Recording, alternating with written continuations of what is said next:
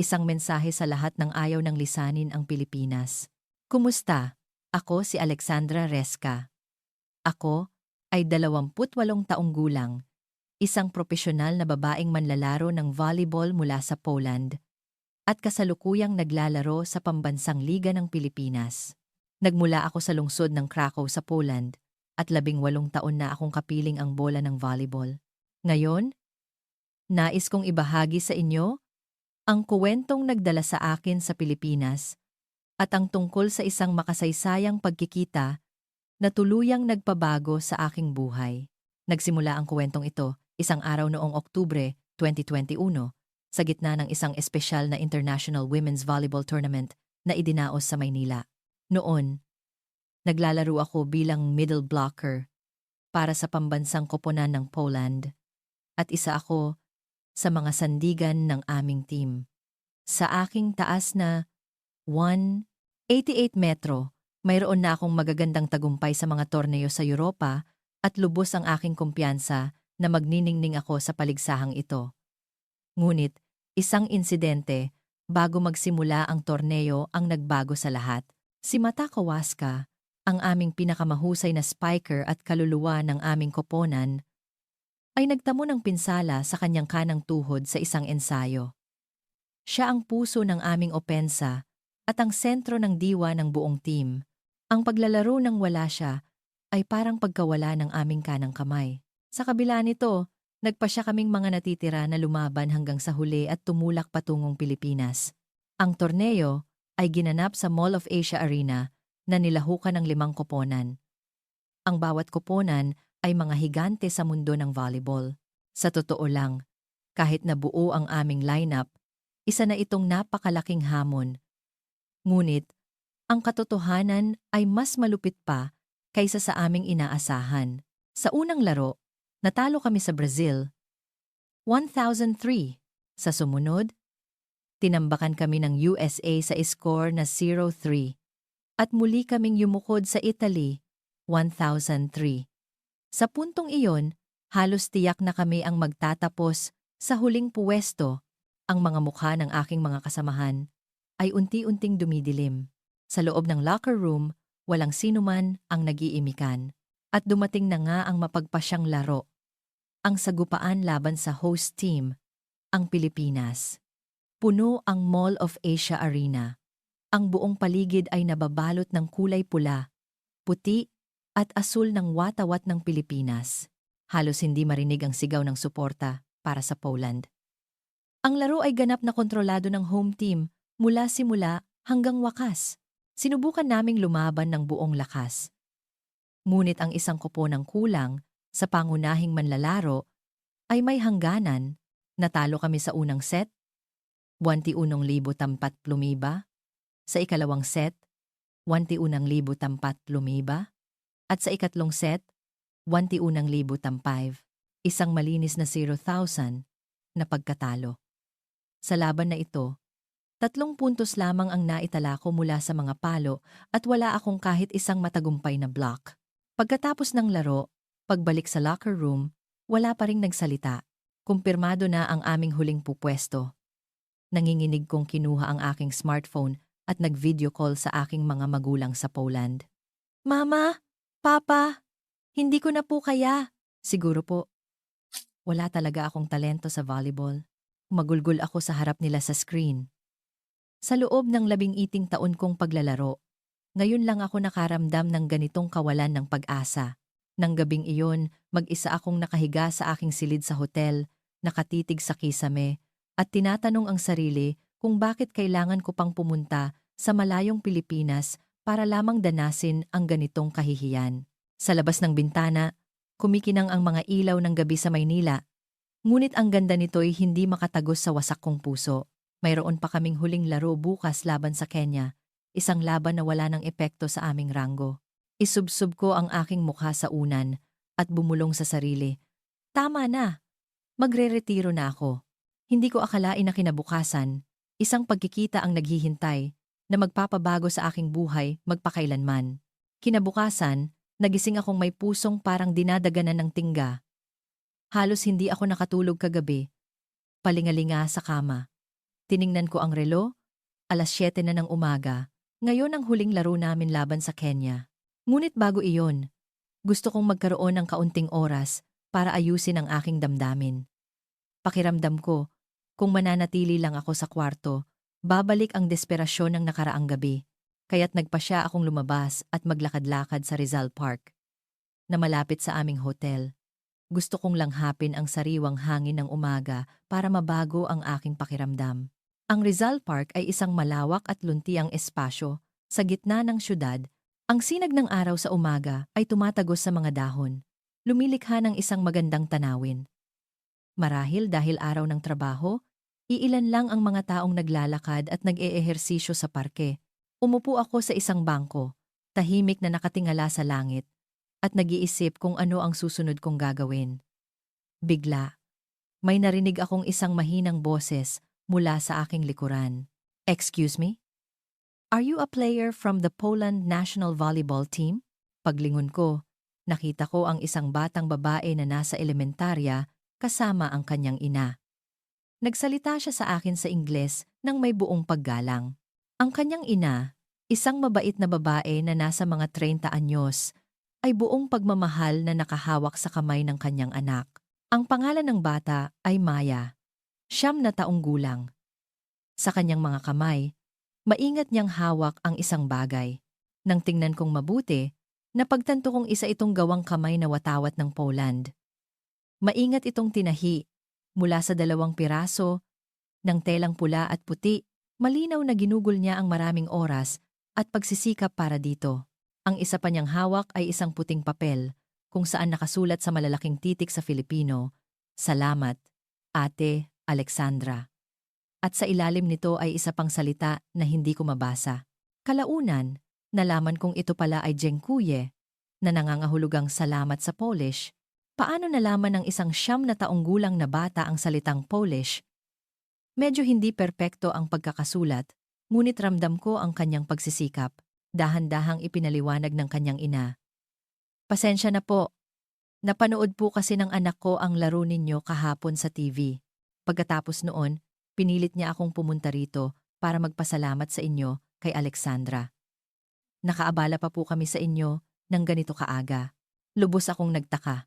Ang laban kahapon, durog na durog kami. Iyon ay isang laro kung saan napakahusay ng mga manlalaro ng Pilipinas. Bakit nais ng batang ito na magpasalamat sa amin? Sa mga talunan, si Maya, bagamat medyo nahihiya pa, ay nagsikap na magsalita ng malinaw. "Ang galing niyo po kahapon.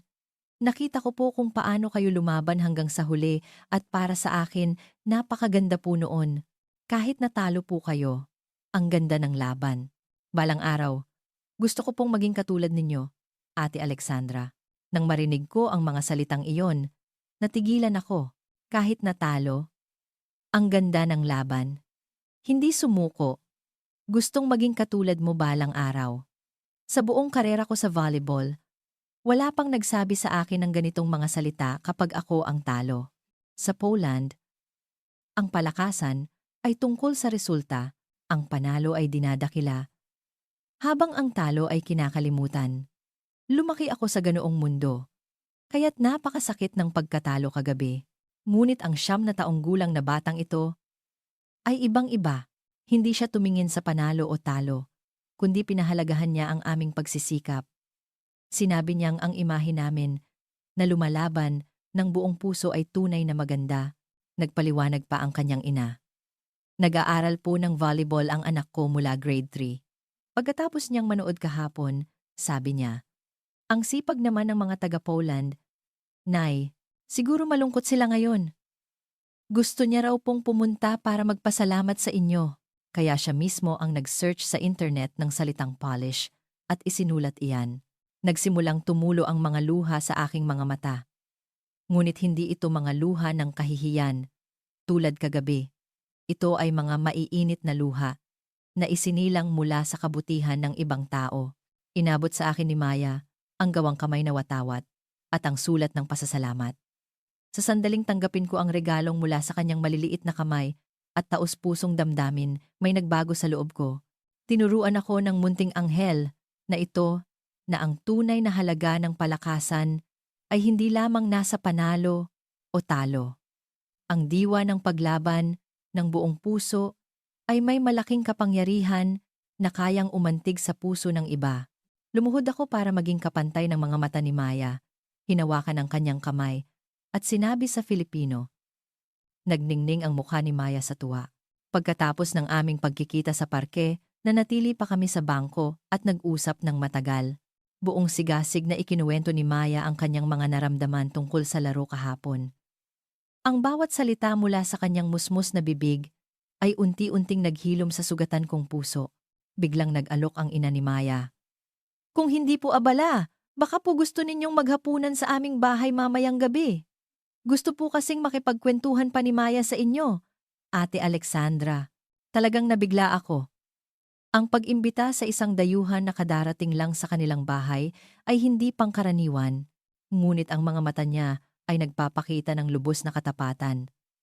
Masaya kong tinanggap ang paanyaya. Pagkatapos ng aming huling laro laban sa Kenya noong hapon na iyon, kung saan natalo kami 2003, hindi na iyon mahalaga sa akin. Ang pagkikita namin ni Maya noong umaga ay nagpagaan ng husto sa aking kalooban. Hinanap ko ang kanilang bahay ayon sa address na ibinigay. Isa itong 2 palapag na bahay sa isang tahimik na kalye.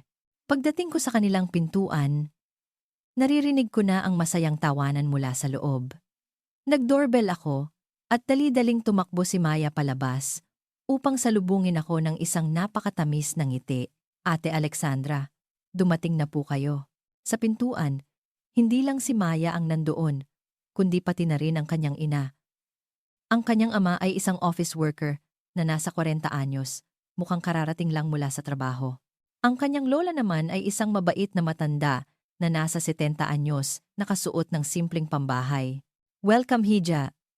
Buong araw kang hinihintay ng anak ko, magalang na bati ng ama. Tumango rin ang lola at nagsabi, pagod ka siguro sa biyahe, iha. Naghanda kami ng ilang simpleng pagkain, pero puno ito ng pagmamahal. Halika, kumain ka. Ang kapaligiran sa loob ng bahay ay nagpaparamdam ng init ng isang tipikal na pamilyang Pilipino. Sa hapagkainan, napakaraming lutong bahay na pagkaing Pilipino ang nakahain. Lumpia, adobo, sinigang na baboy, at pansit. Lahat ay mukhang masarap. Bago kami magsimulang kumain, may ipinakitang masaya si Maya sa akin. Isa itong scrapbook na siya mismo ang gumawa. Sa pabalat, nakasulat ang mga laro ni Ate Alexandra. Isang linggo ko po itong ginawa. Buong pagmamalaking binuksan ni Maya ang scrapbook. Sa loob, puno ito ng mga litrato ko mula sa torneo. Mga ginupit mula sa diaryo, mga larawan mula sa internet, at kahit mga kinunan mula sa TV noong laro namin kahapon.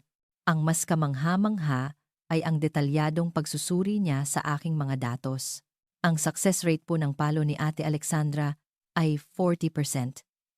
Hindi po ito mataas, pero ang paraan ninyo ng pag-cheer sa mga kasama nyo ay napakaganda. Lalo na po sa huling bahagi ng set 3, kahit lamang ang kalaban, sumugod pa rin kayo para isave ang bola. Napaka-impressive po noon. Hindi ako makapaniwala na isang 9 na taong gulang na bata ay kayang magsuri ng ganito.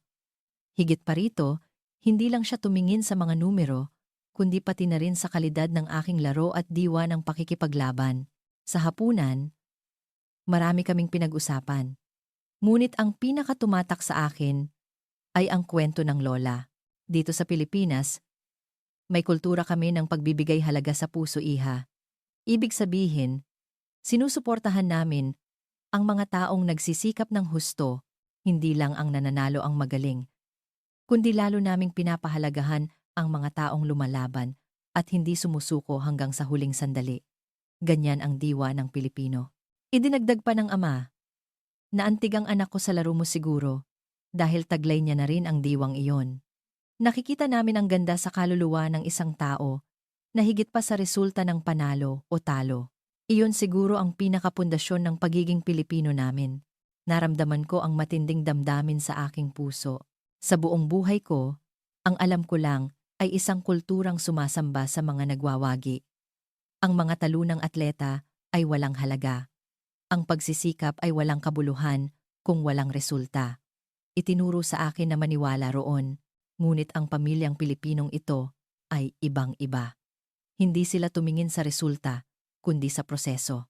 Hindi sa panalo o talo, kundi sa diwa. At sinabi pa nila sa akin na ito ay isang pangkaraniwang kultura ng mga Pilipino.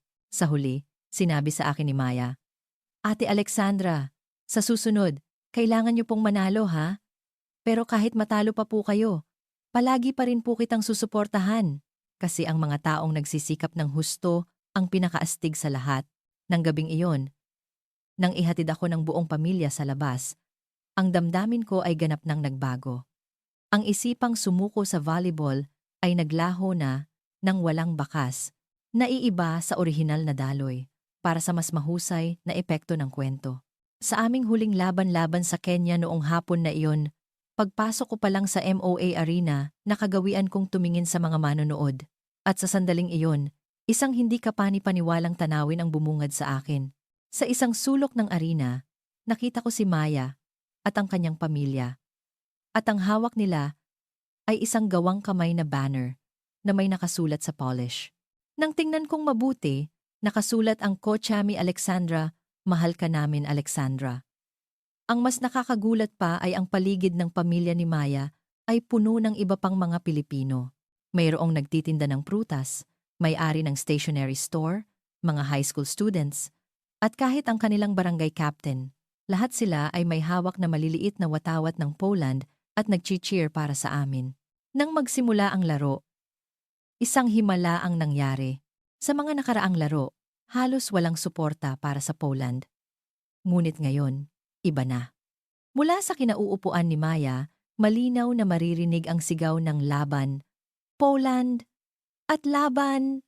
Alexandra! Ang mas kahanga-hanga pa ay ang boses ng mga bata na sumisigaw ng Dziękuję sa Polish. Natalo kami sa unang set, 90,025, ngunit hindi tumigil ang kanilang suporta. Sa ikalawang set, natalo ulit kami, 20, 25, ngunit sa tuwing sumasagip kami ng bola, malakas na palakpakan ang maririnig mula sa kanila. At sa ikatlong set, lumaban kami ng buong giting at lumamang, 21-18, dumating ang isang gintong pagkakataon. Isang perpektong set ang ibinigay sa akin. Tumalon ako ng buong taas at ginamit ang lahat ng aking lakas para paluin ang bola. Lumagpas ito sa block ng kalaban at bumagsak sa sahig. 21-20 na. Sa sandaling iyon, naghiyawan ang buong arena. Lalo na mula sa panig ni Maya. Mas malakas pa ito kaysa sa mga laro namin sa sarili naming bansa sa Poland. Bigla kong itinaas ang aking kamao at yumuko para magpasalamat sa mga manonood.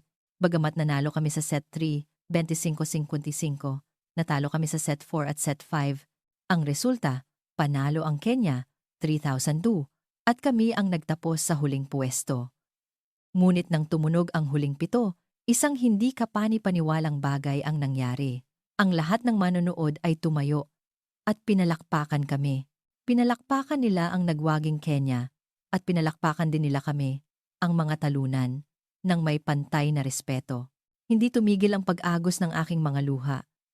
Sa buong buhay ko, ngayon lang ako nakatanggap ng ganito kalakas na palakpak bilang isang talunan. Sa panayam pagkatapos ng laro, hindi ko napigilan ang aking emosyon. Ngayon lang po sa buong buhay ko ako nakatanggap ng ganitong suporta. Sabi ko habang umiiyak, taos-puso po akong nagpapasalamat sa lahat ng mga tagahangang Pilipino na nagbigay sa amin, mga talunan, ng mainit na palakpak. Natutunan ko ang tunay na ganda ng palakasan sa bansang ito. Pagkatapos ng panayam, naghihintay sa akin si Maya at ang lahat sa labasan. Ate Alexandra, ang galing-galing niyo po. Yung huling palo niyo, ang astig. Nang makita ko ang dalisay ng ngiti ni Maya, muli na namang tumulo ang aking mga luha. Makalipas ang 2 taon, noong 2023, tuluyan na akong pumirma ng kontrata sa Punong Lungsod Agilas, isang nangungunang koponan sa Professional Volleyball League ng Pilipinas. Ang walang tigil kong pagsisikap sa loob ng 2 taon ay nagbunga. Nang tumuntong ako sa Pilipinas, ang una kong ginawa ay tawagan si Maya at ang kanyang pamilya. Mula pa lang sa NAIA, narinig ko na ang kanyang masayang boses. Ate Alexandra, bumalik na po kayo! Si Maya ay 11 taong gulang na ngayon at isa ng pangunahing manlalaro sa kanilang local youth volleyball club. Ang lugar kung saan kami unang nagkita muli ay ang aming mahal na Rizal Park. Umupo kami sa parehong bangko mula 2 taon na ang nakalipas. Ngunit ngayon, iba na ang pakiramdam. Bumalik ako para tuparin ang pangako ko. Sabi ko. Ngumiti si Maya ng buong saya at sumagot. Tuparin ko rin po ang pangako ko. Nag-ensayo po ako. Araw-araw. Para balang araw. Maging katulad ni Ate Alexandra. Nang makita ko ang kanyang paglago, lubos akong naantig. Ang 9 taong gulang na bata noon ay isa na ngayong mahusay na manlalaro.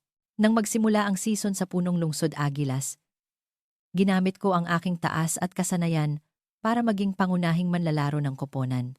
Ang antas ng volleyball sa Pilipinas at ang mainit na pagtanggap ng aking mga kasamahan ay muling nagparamdam sa akin kung gaano kahusay ang bansang ito. Lalo na ang suporta ng mga manonood. Kahit lamang ang kalaban, hindi tumitigil ang mga Pilipino sa pag-cheer hanggang sa huli. Ang kulturang pumalakpak sa nanalo at natalo ay bumuhay muli sa alaala ko 2 taon na ang nakalipas.